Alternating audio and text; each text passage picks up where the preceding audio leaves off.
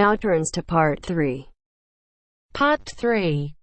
And welcome to this morning's lecture on transport. First, you have some time to look at questions 21 to 25.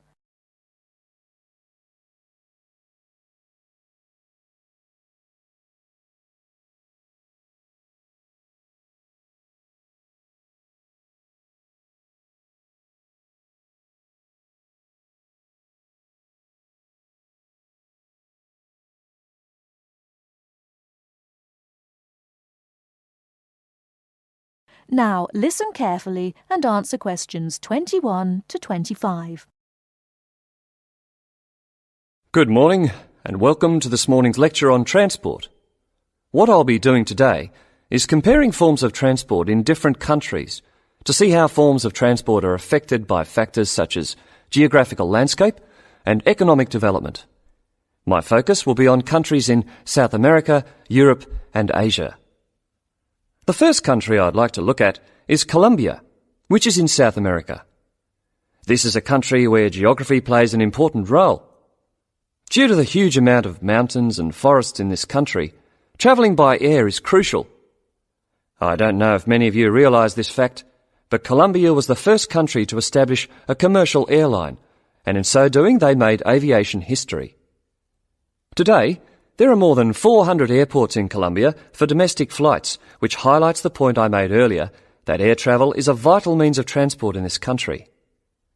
Colombia also has a road network of about 48,000 kilometres, linking Colombia to Venezuela and Ecuador.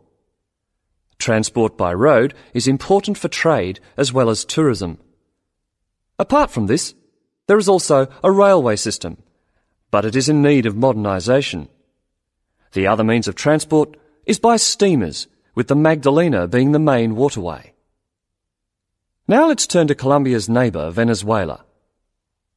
Once again, we see that internal flights are an important means of transport, as like Colombia, Venezuela has remote areas where flying is the easiest means of travelling from A to B. Trains are not popular, and most of the railway lines are in the highlands, as this is where the iron ore mines are. Trains are an efficient means of transporting the iron ore from the mines to the factories. Thus we can see how transport and the economy are interrelated. Ships are also used extensively in this country, and there are many ports, the main seaports being Puerto Cabello and Guanta. Turning now to Europe. Belgium is a country that boasts one of the most compact railway systems worldwide. Inland waterways, or canals, are also an important means of transport, transporting both freight and people. Belgium also has the third largest seaport in the world, namely Antwerpen. Air travel is also important, although this is not linked to geographical terrain, as is the case in the South American countries we've already looked at. Next, I'd like to look at the United Kingdom. Like Belgium, the UK has inland waterways around 4,000 kilometres, yet only about 17% of these are used for commercial transport. The main inland port is Manchester, and the chief seaport is London, with Southampton taking second place. Air travel is extensive in this country, and there are around 150 airports, the most famous being Heathrow.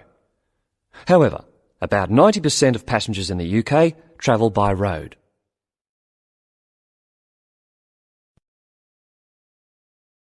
Before you hear the rest of the talk, you have some time to look at questions 26 to 30.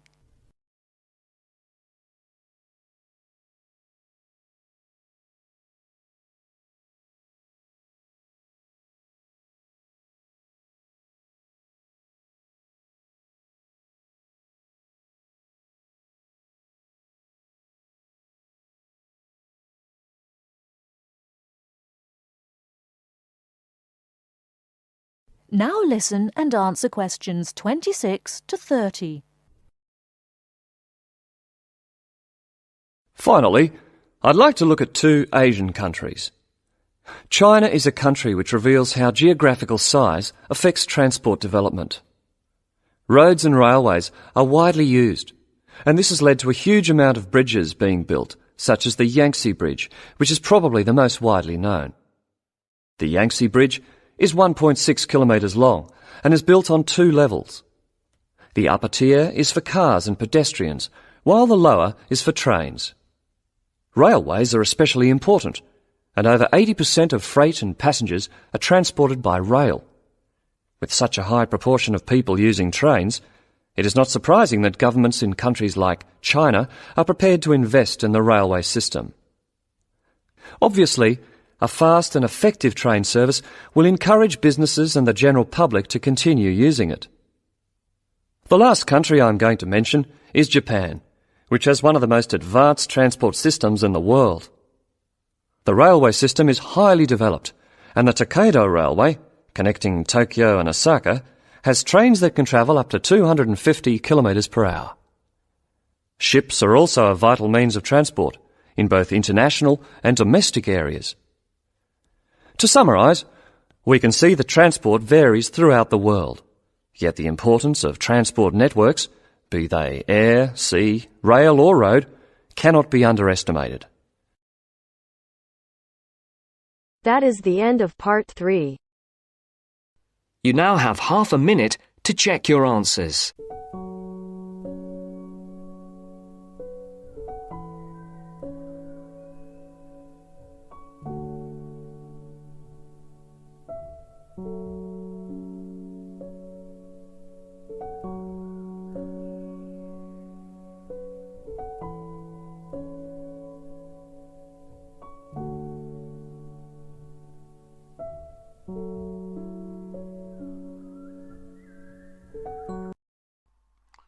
Hi, this is IELTS Bob.